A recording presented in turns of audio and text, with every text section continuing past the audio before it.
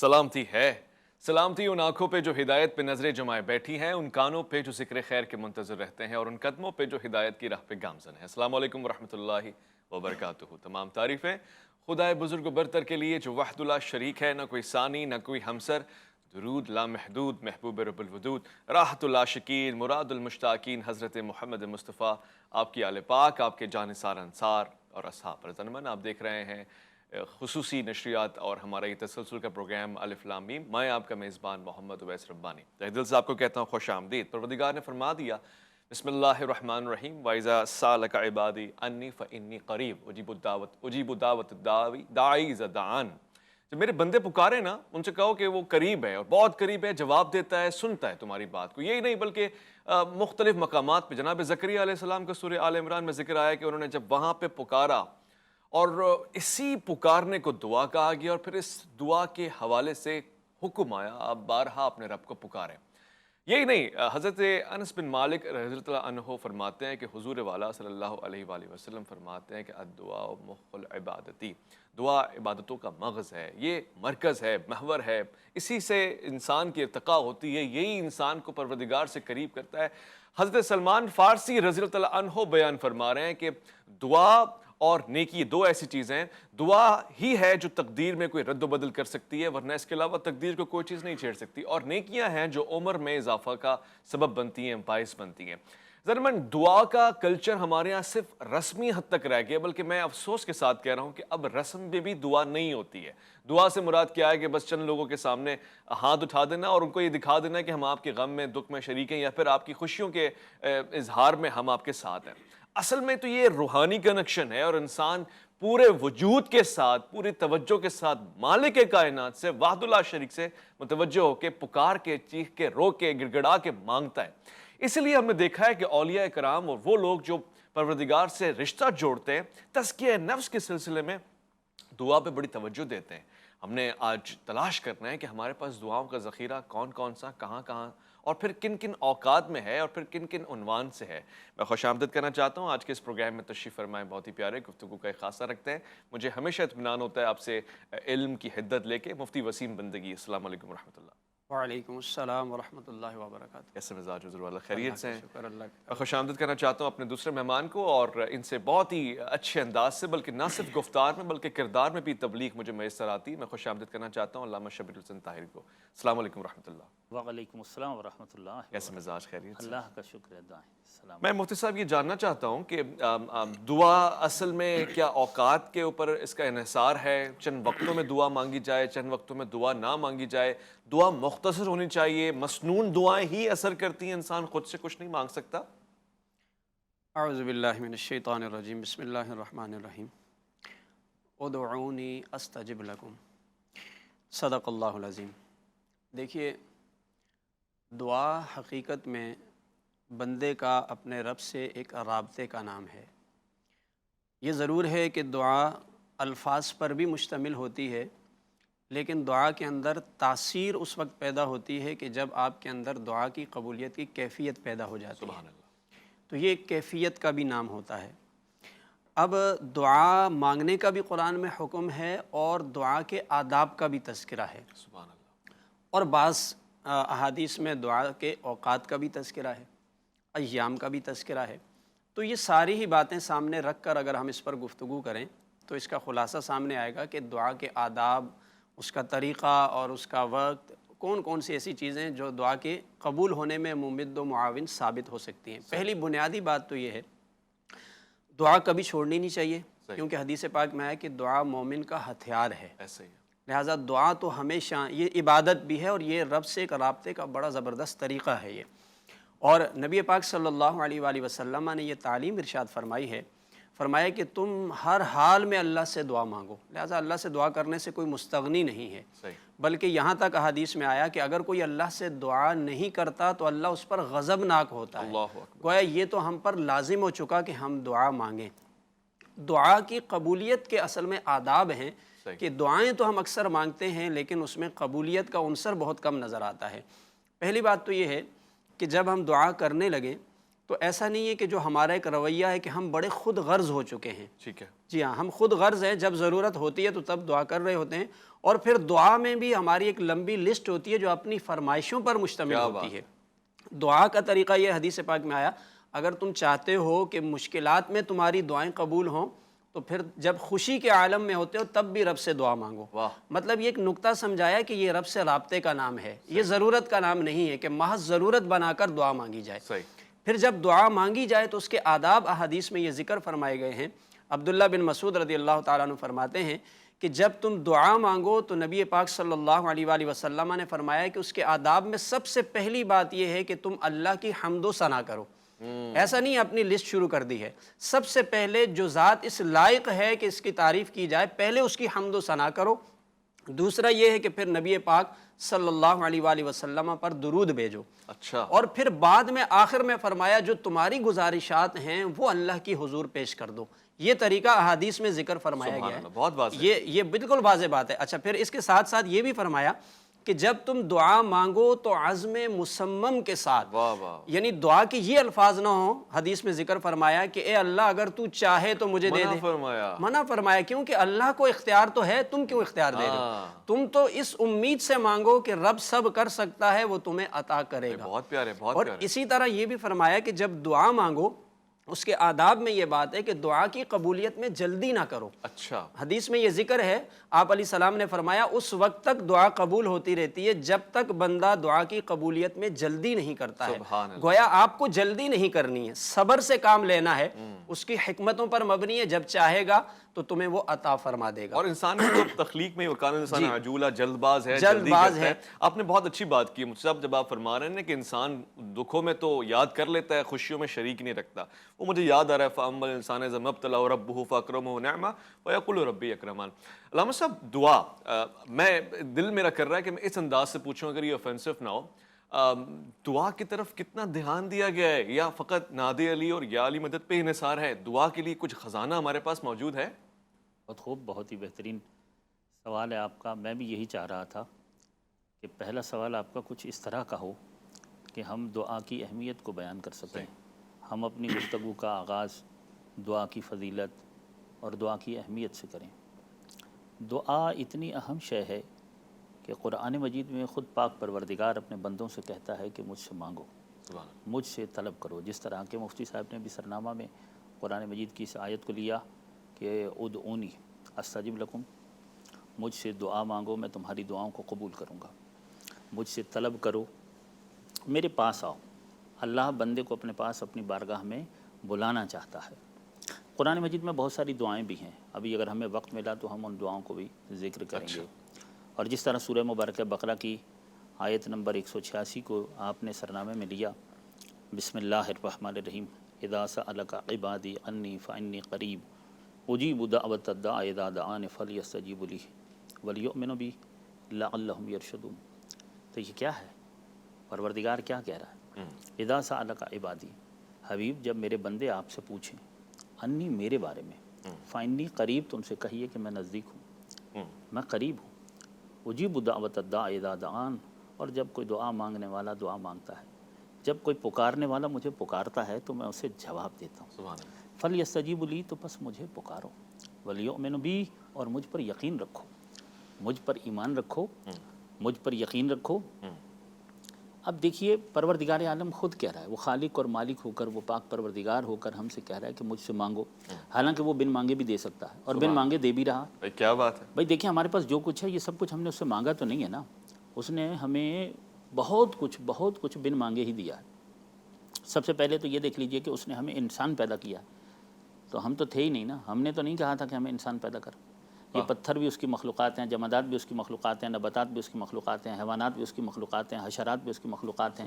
یہ بار بہار، خشکتار، حجر، شجر، دریا، سمندر، جو کچھ بھی ہے، یہ کائنات کا ذرہ ذرہ، یہ درختوں کے پتے، یہ صحراؤں کے ذرے، یہ دریاؤں کے قطرے، یہ سب چیزیں اسی کی تو مخلوقات ہیں. وہ چاہتا تو ہمیں ان میں سے کچھ بھی پیدا کر سکتا تھا، وہ ہمیں پتھر بھی بنا سکتا تھا، وہ ہمیں کوئی جانور یا کوئی چیونٹی بھی پیدا کر سکتا تھا، مگر اس نے نہیں کیا. اس نے ہمیں انسان پیدا کیا ہے. حالانکہ ہم نے یہ طلب نہیں کیا تھا، کیونکہ ہم تو تھے ہی نہیں، ہم تو طلب کے قابل ہی نہیں تھے، ہم تو مانگ ہی نہیں سکتے تھے. ہم تو کچھ تھے ہی نہیں، قابل ذکر ہی نہ تھے. یہ اس نے بن مانگے عطا کی ہے کہ شرف کا تاج ہمارے سروں پر رکھا، ہمیں انسان بنایا، ہمیں اولاد آدم میں قرار دیا اور ہمیں انسان بنا کر پوری کائنات کا مخدوم قرار دیا، یعنی اشرف المخلوقات قرار دیا، افضل المخلوقات قرار دیا، ارفع المخلوقات قرار دیا. تمام موجودات اور مخلوقات میں ہمیں ایک خاص شرف اور فضیلت عطا کی ہے، یہ بن مانگے عطا کی ہے. پھر اس کے بعد اس نے جو کچھ ہمیں دیا ہے یہ سب کچھ بن مانگے ہی تو دیا ہے. اس نے ہمیں سننے والے کان دیے، دیکھنے والی آنکھ دی، بولنے والی زبان دی، حرکت کرنے والے ہاتھ دیے، چلنے والے پاؤں دیے، دھڑکنے والا دل دیا، سوچنے والا دماغ دیا، یہ اعضاء و جوارح دیے، یہ صحت عطا فرمائی، عزت عطا فرمائی، علم دیا، عقل دی، احباب دی، اجداد دیا، اولاد عطا فرمائی، اصحاب عطا فرمائے. اس نے ہمارے لیے دن کا اجالا خلق کیا، رات کا تاریک پردہ خلق کیا، شام و سحر خلق کیے، لیل و نہار خلق کیے، شب و روز خلق کیے، بدلتے ہوئے موسم اس نے ہمارے لیے پیدا کر دیے، یہ لہلہاتے کھیت، یہ نباتات پہ ہریالی کا حسن، یہ جمادات میں استحکام، یہ بہتے ہوئے دریا، یہ ارض و سما، یہ ہوا و فضا، یہ روشنیاں، یہ چاند کی چاندنی، یہ ستاروں میں جو فلک پہ جو ستاروں کی سجاوٹ ہے، یہ سب کچھ اس نے ہمارے لیے خلق کیا ہے. ساری کائنات اس نے ہمارے، کیونکہ وہ خود کہنا نا والذی خلق لکم ما فی الارض جميعا، جو کچھ بھی میں نے پیدا کیا وہ تمہارے لیے پیدا کیا. تو یہ سب کچھ اس نے ہمیں بن مانگے عطا کیا. اب مجھے بتائیے کہ جو بن مانگے اتنا کچھ عطا کرتا ہے، اب اگر بندہ اس سے مانگ بیٹھے تو پھر کیا عطا کرے گا؟ سبحان اللہ سبحان اللہ. اور پھر وہ پسند کرتا ہے. جب اس نے بغیر مانگے ہمیں اتنا کچھ دے دیا اور سب کچھ دے دیا ہے تو وہ آئندہ بھی ہمیں سب کچھ دے سکتا ہے. اور ہماری احتیاجات سے، ہماری ضروریات سے اور ہماری حاجات سے وہ واقف بھی ہے، مگر اسے پسند ہے کہ ہم اس کی بارگاہ میں حاضر ہو کر اس سے مانگیں، اس سے طلب کریں. اس بات کی لطافت میں اتنا لطف آیا اور مجھے حضرت علی کرم اللہ وجہہ کا وہ جملہ یاد آیا، شاید وہ ہمیں سمجھانے کے لیے کہ اس نے اتنا کچھ دیا، یہ کیا، وہ کہ نعمتیں ساری شمار کرنے کے بعد لو اطاعتہ ہوا، اگر میں اس کی اطاعت کرتا تو کتنا دیتا. یعنی نافرمانی کے عالم میں اتنی نعمتیں ہیں تو فرما بردار ہوتے تو کیا اس کے احسانات ہوتے. میں ایک مختصر سا وفا لوں اور جب میں لوٹ کر آؤں، اما یجیب المضطر اذا دعا، میں نے لوٹ کر آ کے دعا کی حیثیت، کیفیت اور اس کی لطافت پہ گفتگو کرنی ہے. آپ کا انتظار ہے.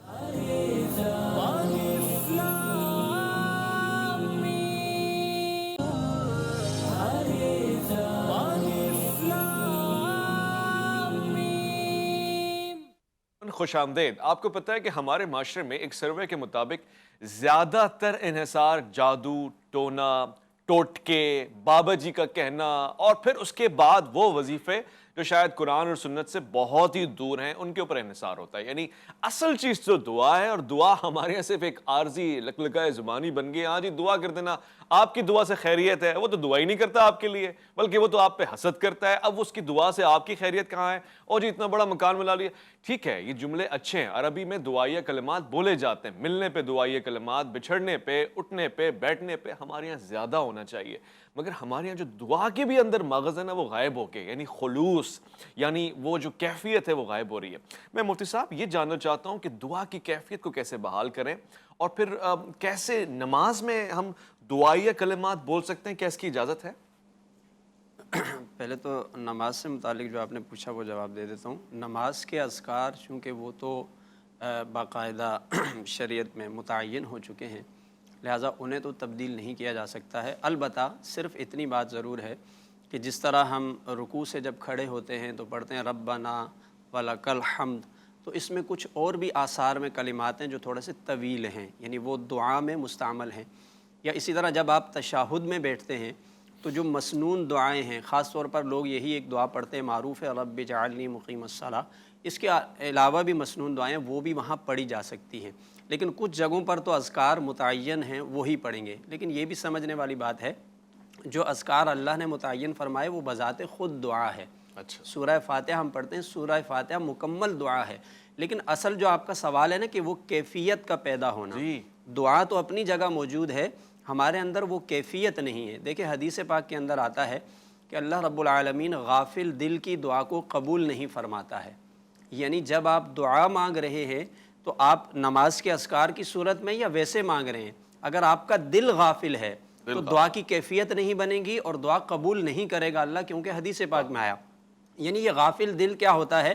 جس کو ہم کہتے ہیں کہ آپ حضوری قلب کے ساتھ دعا مانگیں. یعنی جب آپ زبان جو آپ کہہ رہی ہے نا اس کے ساتھ آپ کا دل بھی ساتھ دے رہا ہو، آپ کی توجہ بھی ساتھ دے رہی ہو کہ میں کسی ہستی کے سامنے ہاتھ پھیلائے بیٹھا ہوں، دامن پھیلائے بیٹھا ہوں اور میں اس سے مانگ رہا ہوں. یہ تو وہ کیفیت ہے کہ جو آپ کا دل، زبان اور توجہ ایک ہو جائیں، غفلت نہ ہو. اور دوسرا یہ ہے حضرت زکریا علیہ السلام، حضرت یحییٰ علیہ السلام کا قرآن میں دعاؤں کا تذکرہ ہے، اور ان الفاظ میں ہے کہ یدعوننا رغبا و رہبا، ہنالک دعا زکریا ربہ۔ یہ حضرات جب دعائیں مانگتے تھے تو اللہ نے ان کی دعاؤں کو ہمارے لیے بطور تعلیم ذکر فرمایا کہ ایک تو بڑی رغبت ہوتی تھی اور بڑا خوف الہی ہوتا تھا۔ پھر دوسرے مقام پہ یہ بھی فرما دیا کہ ادعوا ربکم تضرعا و خفیہ، کہ جب اپنے رب کو پکارو تو گریہ و زاری، یعنی جو گڑ گڑانا ہوتا ہے، جیسے ایک بچہ روتا ہے نا اپنی ماں کے سامنے دودھ طلب کرنے کے لیے۔ اور یہ واقعی آپ نے بڑا اچھا سوال اٹھایا کہ ہماری دعائیں تو رسمی ہو گئی ہیں، یہ کیفیات یہ دعاؤں کی قبولیت میں لازم و ملزوم ہے جو شامل فرمائی گئی ہیں، اگر آپ ان کو مد نظر رکھ کر دعا مانگیں گے تو یقیناً آپ کی دعا قبول ہوگی۔ اچھا، پھر کچھ اضافے کے لیے یہ عرض کروں کہ آپ نے کیفیت بھی پیدا کی، ٹھیک ہے، توجہ قلب بھی ہے، توجہ ہے، حضوری قلب ہے، اس کے ساتھ ساتھ یہ کہ کچھ ایسے اوقات کا بھی تذکرہ حدیث میں فرما دیا کہ اگر آپ ان کا بھی لحاظ کر لیں تو شاید یہ آپ کی دعاؤں کو معراج تک لے جائے گا۔ مثلا آقا علیہ السلام سے یہ پوچھا گیا کہ دعا کس وقت قبول ہوتی ہے، تو پیارے آقا علیہ السلام نے فرمایا کہ فرض نماز کے بعد دعا قبول ہوتی ہے، یعنی یہ توجہ بھی ہے کہ فرض نماز پڑھنی ہے۔ پھر فرمایا کہ جمعے والے دن اللہ دعا کو قبول فرماتا ہے۔ اب اس میں ایک لمحہ ہے، ایک خاص گھڑی ہے جس کا ذکر تو نہیں کیا، متعین نہیں کیا، لیکن بعض حضرات نے یہ کہا کہ جب امام صاحب خطبے کے لیے آتے ہیں اس وقت سے لے کر فرض نماز ختم ہونے تک جمعے کی، یہ وہ لمحات ہیں کہ جس میں اللہ دعا کو ضرور قبول کرتا ہے۔ یا بعض نے یہ بھی کہا کہ نماز مغرب سے تھوڑا پہلا جو وقت ہے اس میں دعا ضرور قبول ہوتی ہے۔ اچھا، اسی طرح یہ بھی ذکر فرمایا ہے جب اذان ہوتی ہے اور اقامت ہوتی ہے، آقا علیہ السلام نے فرمایا اس کے درمیان کا جو وقت ہے وہ دعا کی قبولیت کا ہے، اللہ اس وقت دعا کو رد نہیں فرماتا ہے، لہٰذا اس کو بھی سامنے رکھ لیں۔ اسی طرح حدیث پاک میں یہ بھی فرمایا کہ بندہ جب نماز پڑھتا ہے تو تمام ارکان کے اندر جب وہ سجدے میں جاتا ہے تو وہ سب سے زیادہ رب کے قریب ہوتا ہے۔ جی، حضور فرماتے ہیں کہ سجدے میں بکثرت دعائیں مانگو۔ اچھا، فرض نماز کے سجدے میں دعائیں مانگی جا سکتی؟ فرض نماز نہیں، یعنی سجدے میں جب آپ جاتے ہو تو دعاؤں کی قبولیت ہے، یعنی آپ کا تصور وہاں اپنی تسبیحات پڑھتے ہوئے دعاؤں پر بھی جو ہے وہ توجہ ہونی چاہیے۔ یہ میں نے سمجھنا ہے، مجھ سے علامہ صاحب اس پہ میری رہنمائی فرمائیے گا کہ جیسے مجھ سے فرما رہے ہیں کہ وہ کلمات جو دعائیہ کلمات ہیں، میں اپنی مرضی کے دعائیہ کلمات یا مسنون دعائیں بھی سجدے میں نماز میں مانگ سکتا ہوں، کر سکتا ہوں؟ اصل میں رکوع اور سجدے میں ہم نے ذکر ہی کرنا ہوتا ہے۔ اچھا، جی ہاں، بالکل ذکر کرنا ہوتا ہے، اور اس وقت اگر ہماری حاجات کا تصور ہمارے ذہن پر آ جائے اس طرح کہ نماز کی کیفیت خراب نہ ہو، اچھا، تو اس میں کوئی حرج نہیں ہے۔ اصل میں نماز بھی ایک دعا ہی ہے، البتہ نماز کے اپنی مرضی کے کلمات شامل نہیں کرنے ہیں، یعنی زبان سے اپنی مرضی کے کلمات کو شامل نہیں کرنا ہے نماز میں۔ قنوت وغیرہ میں بھی؟ قنوت میں تو ہم نے اپنی حاجت ہی مانگنی ہوتی ہے نا، دعائے قنوت میں تو آپ کو کوئی معین دعا نہیں ہے، آپ کچھ بھی مانگ سکتے ہیں، جو مانگنا چاہیں، آپ کی جو طلب ہے، جو حاجت ہے وہ آپ مانگ سکتے ہیں، صرف ایک درود شریف پڑھ دیں یا صرف سبحان اللہ بھی کہہ دیں تو درود ہو جائے۔ ویسے اس کی مخصوص جو دعائیں پڑھی جاتی ہیں دعائے قنوت میں۔ اب میں معصوم کے اس قول کی طرف آؤں کہ جس میں امام معصوم فرماتے ہیں کہ الدعاء افضل العبادہ، دعا افضل ترین عبادت ہے، الدعاء مخ العبادہ، دعا عبادت کا مغز ہے، الدعاء سلاح المومن، دعا مومن کا ہتھیار ہے۔ سبحان اللہ، دعا مومن کا ہتھیار ہے، مضبوط ترین ہتھیار، مضبوط ترین سپر مومن کے پاس جو ہوتی ہے وہ دعا ہوتی ہے۔ دعا ایٹم بم سے بڑا ہتھیار جو مومن کے پاس ہے وہ دعا ہے، دعا سے بڑی کوئی طاقت نہیں ہے، سب سے بڑی قوت اور سب سے بڑی طاقت ہمارے پاس جو ہے وہ دعا ہے۔ تو ایک مومن کبھی خالی ہاتھ کبھی نہتتا نہیں رہتا ہے، کون سا اسلحہ رہتا ہے اس کے پاس؟ دعا کا اسلحہ رہتا ہے، الدعاء سلاح المومن۔ اگر مومن ہے تو اسے دعا سے کبھی غافل نہیں ہونا چاہیے۔ سبحان اللہ، عبادت کا مغز ہے، عبادتوں میں افضل ترین عبادت ہے۔ ذہن میں رہے کہ دعا صرف ایک عمل نہیں ہے بلکہ یہ ایک خاص قسم کی عبادت بھی ہے، یعنی جب ہم اللہ کی بارگاہ میں حاضر ہو کر پروردگار عالم سے کچھ طلب کرتے ہیں، مانگتے ہیں، تو یہ بس محض اس کا تعلق اس حد تک نہیں ہے کہ ہم نے مانگا ملے گا یا نہیں ملے گا، بس اس حد تک نہیں، یہ خود ایک عبادت بھی ہے۔ فرض کریں اگر دعا قبول نہیں بھی ہوئی تو عبادت تو ہو گئی، ٹھیک ہے نا؟ اگر کوئی اللہ کی بارگاہ میں آیا اور اس نے دستے دعا بلند کیے اور پروردگار سے مانگنے میں کچھ وقت صرف کیا، آدھا گھنٹہ، 15 منٹ، 20 منٹ، 10 منٹ، 1 گھنٹہ وہ مانگتا رہا، اگر اسے نہیں ملا تو کیا اس کا وقت ضائع ہو گیا؟ نہیں، وہ تو مصلحت الہی سے تعلق رکھتا ہے، وہ تو وہ خود بہتر جانتا ہے کہ ہمارے لیے کیا اچھا ہے، کیا بہتر ہے۔ لیکن کم از کم یہ جو وقت آدھا گھنٹہ، پونا گھنٹہ، 1 گھنٹہ جو ظاہراً اگر ہمیں ہماری طلب کے مطابق ہمیں نہیں بھی ملا مگر یہ وقت عبادت میں گزرا ہے، واہ واہ واہ واہ، یہ وقت بندگی پروردگار میں گزرا ہے۔ بہت بہت پیارا جملہ ہے۔ ہاں، اور یہ کتنی افضل عبادت ہے۔ ایک شخص نے امام معصوم سے پوچھا کہ ایک شخص پوری رات نماز پڑھتا ہے اور ایک شخص پوری رات دعا مانگتا رہا، تو ان دونوں میں سے افضل عبادت کس کی رہی؟ امام فرماتے ہیں کہ جو پوری رات مصروف دعا رہا۔ اللہ اکبر۔ حالانکہ نماز ایک بہت ہی اہم ترین اور پسندیدہ عمل ہے، پروردگار کے قریب کرنے کے لیے نماز سے بڑھ کر اور کون سا عمل ہو سکتا ہے؟ مستحب نمازیں، نفلی نمازیں جو ہیں، اگر ایک شخص رات بھر پڑھتا رہا ہے اور ایک شخص دعا مانگتا رہا ہے، تو جس نے پوری رات دعا میں گزاری ہے اس کی عبادت کی فضیلت زیادہ ہے، صحیح، اس کی عبادت کا درجہ زیادہ ہے۔ صحیح۔ تو دعا خود اپنی جگہ پر ایک عبادت بھی ہے۔ اچھا، دعا کے 4 ارکان ہیں جن پر ہمیں توجہ دینی ہے، اچھا، بہت اہم ہے۔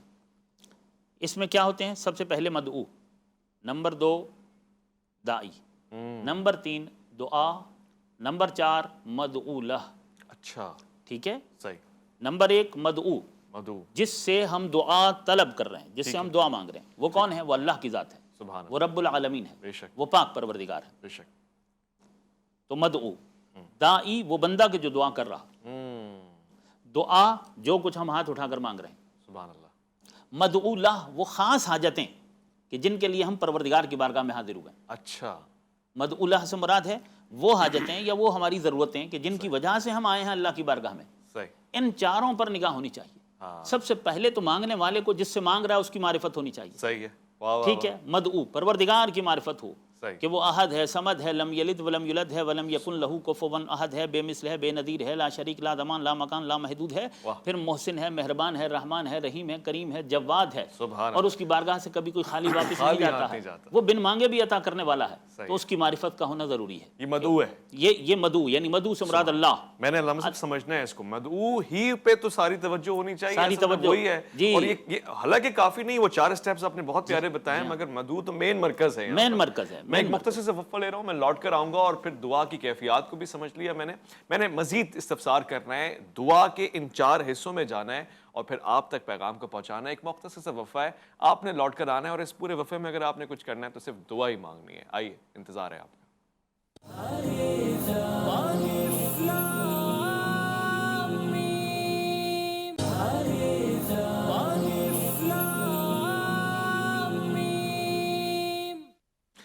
دل سے جو بات نکلتی ہے اثر رکھتی ہے، پر نہیں طاقت پرواز مگر رکھتی ہے۔ ظالماً آپ 1000 مرتبہ اسم اعظم پڑھتے رہیں، مگر آپ کو اس کی کیفیت، اس کی معرفت اور پھر اس کے حوالے سے معلومات نہ ہو، اور آپ خلوص نیت کے ساتھ نہ کر رہے ہو، تو شاید وہ بھی اثر نہ کرے۔ اس سے مراد اسم اعظم کا وزن نہیں، بلکہ آپ کی کیفیات، آپ کا خلوص اور آپ کی روحانیت کا وزن ہے۔ علامہ صاحب، آپ وہ 4 حصے بتا رہے تھے، مدعو کے حوالے سے آپ نے گفتگو کی ہے۔ ہو، یہ خیال نہیں ہونا چاہیے کہ جس سے میں مانگ رہا ہوں وہ عطا کر بھی سکتا ہے یا نہیں کر سکتا۔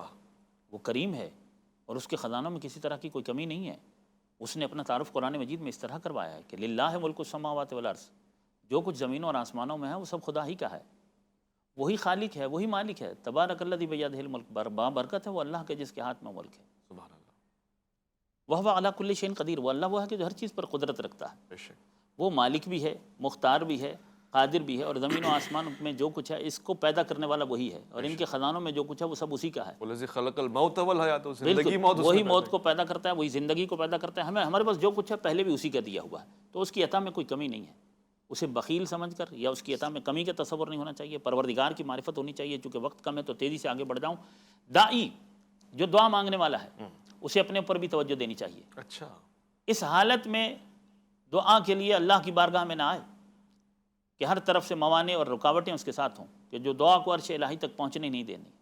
یعنی دعا کے لیے دعا مانگنے والوں کو خود اس بات کا خیال ہونا چاہیے کہ میں راستہ صاف کروں۔ جب اللہ کی بارگاہ میں آئے تو راستہ کلیئر کر لے واہ کہ عرش تک پورا راستہ پہلے کلیئر ہو، کوئی رکاوٹ نہ ہو۔ واہ، رکاوٹ کیا چیز ہوتی ہے؟ ہماری دعا کے عرش تک جانے میں کون سی چیز رکاوٹ ہے، یا دعاؤں کی قبولیت میں کون سی چیز رکاوٹ ہوتی ہے؟ صحیح، اسے میں بالکل اگر مختصر کر کے بیان کروں تو میں یوں کہوں گا کہ وہ ہمارے گناہ ہیں کہ جو دعاؤں کی قبولیت میں رکاوٹ بن جاتے ہیں۔ خاص طور پر کچھ گناہ تو جس طرح کے دعائے کمیل میں جی، امیر المومنین امام المتقین سرکار علی علیہ الصلوۃ والسلام اس دعا کے کلمات میں، جب آپ بھی دعا پڑھیں گے، میں پڑھوں گا، مولا بھی یہ دعا پڑھتے تھے، وہ ہمیں سکھانے کے لیے پڑھتے تھے۔ اللہم اغفر لی الذنوب التی تحبس الدعاء، ہائے ہائے، میری دعائیں قبول نہیں ہونے دیتے وہ گناہ۔ یہ دعا کمیل کا جملہ ہے کہ پروردگار میرے ان تمام گناہوں کو معاف کر دے کہ جو دعاؤں کی قبولیت میں رکاوٹ بن جاتے ہیں۔ کہ جو میری دعاؤں کو عرش الہی تک جانے نہیں دیتے ہیں، تو اس جملے نے بتایا کہ ہمارے گناہ دعاؤں کی قبولیت میں رکاوٹ بن جاتے ہیں۔ اب کون سے گناہ ان کی ایک فہرست ہے، لیکن دو گناہوں کا خاص طور پر ذکر کروں گا کہ ان دو گناہوں کا اگر کوئی شخص ارتکاب کرتا ہے تو اس کی دعا کسی صورت قبول نہیں ہو سکتی۔ اللہ اکبر۔ پہلا گناہ حرام خوری۔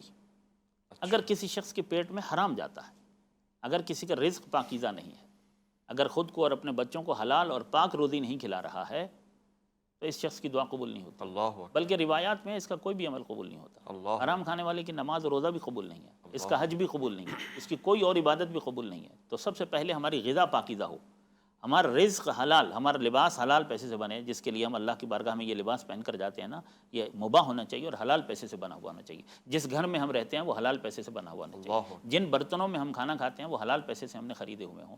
تو جن بستروں پر ہم سوتے ہیں، جو بیڈ، جو فرنیچر ہمارے کمروں میں ہوتا ہے، یہ سب حلال پیسوں سے ہونا ہے، ورنہ ان کا تصرف ہمارے لیے وبال ہے اور مصیبت ہے اور عذاب ہے۔ صحیح فرما رہے ہیں۔ تمام چیزیں جو ہمارے گھر میں استعمال ہوتی ہیں، ہماری زندگی میں آتی ہیں، تو حلال چیز، عقل حلال اور صدق مقال، یہ دو اہم چیزیں ہیں کہ ہمیشہ حلال کھانا ہے اور ہمیشہ سچ بولنا ہے۔ سبحان اللہ۔ دوسرا بڑا گناہ کہ جس کی وجہ سے دعا قبول نہیں ہوتی ہے وہ جھوٹ ہے۔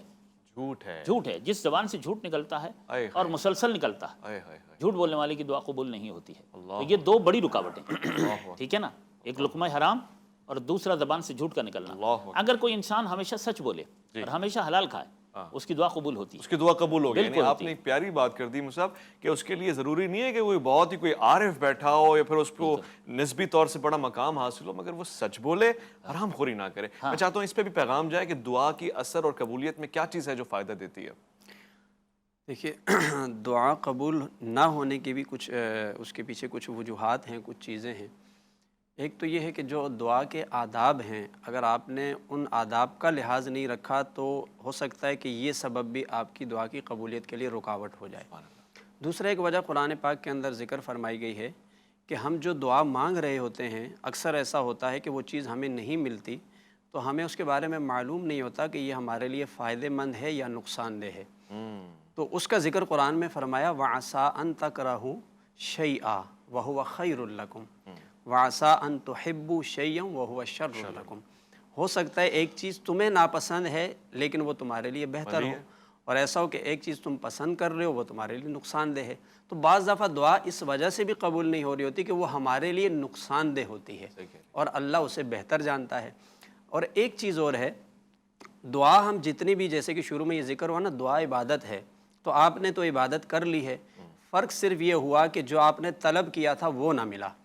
اب چونکہ دعا کے 3 محل ہیں، یا تو ایسا ہوتا ہے کہ جو آپ مانگ رہے ہیں وہ آپ کو عطا کر دیا جاتا ہے۔ حدیث پاک میں آیا، آقا علیہ السلام نے فرمایا جو بندہ طلب کرتا ہے اللہ اسے دے دیتا ہے۔ لیکن بعض دفعہ ایسا ہوتا ہے کہ اس دعا کو آخرت کے لیے ذخیرہ کر دیا جاتا ہے، یعنی وہ آپ کی عبادت ہے، نامہ اعمال میں جمع ہو گئی۔ پیارے آقا علیہ السلام فرماتے ہیں کہ اس کا صلہ تمہیں میدان محشر میں مل جائے گا۔ اور تیسرا دعا کا محل یہ بتایا کہ جب تم دعا مانگتے ہو قبول بھی نہیں ہوئی، وہ چیز یعنی نہ ملی، اور آخرت میں بھی نہیں ہے، اس کے بدلے میں تم پر کوئی مصیبت آنے والی ہوتی ہے تو اللہ اس مصیبت کو ٹال دیتا ہے۔ سبحان اللہ۔ تو یعنی یہ وہ محل ہیں دعا کے کہ دعا تو آپ نے عبادت کی، اب ایسا ہو نہیں سکتا صلہ نہ ملے، مل تو رہا ہے، جیسا ہم نے چاہا ویسا نہ ملا۔ اور ایک بڑی مشہور حدیث پاک ہے کہ جس میں یہ ذکر فرما دیا گیا کہ جب تم حرام، چونکہ حدیث میں آتا ہے مسافر کی دعا قبول ہوتی ہے، کچھ لوگوں کا بھی تذکرہ حدیث کے اندر کیا گیا، فرمایا جو مظلوم شخص دعا مانگتا ہے نا تو اللہ اس کی دعا قبول کرتا ہے۔ اسی طرح فرمایا والد کی دعا اولاد کے حق میں اللہ قبول فرماتا ہے، اور مسافر شخص کے بارے میں آتا ہے کہ اس کی بھی دعا قبول ہوتی ہے۔ اسی طرح روزہ دار کے بارے میں ذکر فرمایا کہ جب وہ افطار کے لیے بیٹھتا ہے تو اللہ اس کی دعا قبول کرتا ہے۔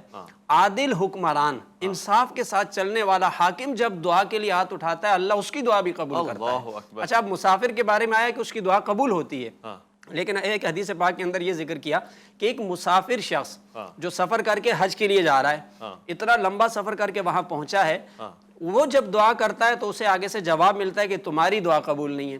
اب اتنی مقدس جگہ پر بھی چلا گیا اور مسافر بھی ہے جس کی دعا ویسے ہی قبول ہونی ہے، لیکن وجہ یہ بیان کی کہ تمہارا لباس حرام کا ہے، اللہ، لقمہ حرام کا ہے، وہی بات آ گئی۔ حرام کمائی کی وجہ سے تمہاری دعا قبول نہیں وہی ہو بات آ رہی، گئی۔ تو یہ چیزیں بھی ہیں جو دعا کی قبولیت وجہ میں رکاوٹ بن اور جاتی ہیں۔ یہی بہت بنیادی چیزیں ہیں، ان کا فرد سے لے کر پورے معاشرے پہ اثر پڑتا ہے۔ بالکل۔ مفتی وسیم بندگی صاحب آپ کا بہت بہت شکریہ، میں آپ کی اس بات کو آج کا لقمہ سمجھوں گا۔ علامہ صاحب آپ کا بہت بہت شکریہ، آپ نے دعا کے حوالے سے جو معاونت فرمائی ہے۔ ضمناً اگر میں ان دونوں علماء کی گفتگو کا آپ کو نچوڑ پیش کروں تو مجھے واضح طور سے یہ سمجھ میں آ رہا ہے کہ حرام خوری سے بچ جائیں اور پھر حرام گوئی سے بچ جائیں، یہ دو چیزیں ایسی ہیں جو آپ کی دعاؤں میں اثر ڈال دیں گی۔ خدا کی قسم مجھے یاد پڑ رہا ہے، میرا اپنا محدود مطالعہ کہہ رہا ہے کہ وہ روز عاشور حضرت سیدنا امام حسین، آپ پہ ہمارا سلام ہو، آپ کیا فرما رہے تھے خطبے میں؟ آپ کا حسب، نسب، مقام، شرافت اور گفتگو اور قرآن کوئی بات اثر نہیں کر رہی۔ کیوں؟ کیونکہ سامنے والی فوج سمن بکمن کا منظرنامہ بنی ہوئی ہے، حرام کھا کھا کے ان کے کان، ان کی زبانیں، ان کے دل کام ہی نہیں کرتے۔ خدا ہمیں ایسے عذاب سے بچائے، پروردگار ہماری وہ دعائیں قبول کرے جو ہمارے حق میں بہتر ہیں، اور وہ دعائیں خاص طور سے ہمیں منگوائے، ہمیں شعور دے جو ہمارے ملک کے لیے، ہماری قوم کے لیے، ہماری ملت کے لیے بہتر ہے۔ پروردگار سے یہی دعا ہے، اور اس دعا کے تسلسل کو مزید بڑھاتے ہوئے میں آپ سے اجازت چاہوں گا۔ اپنا بہت خیال رکھیں گے، آپ اپنے سے بڑھ کے خیال رکھیں گے ملک پاکستان کا، اللہ کے فرمان کا۔ اویس ربانی کو دیجیے گا اجازت۔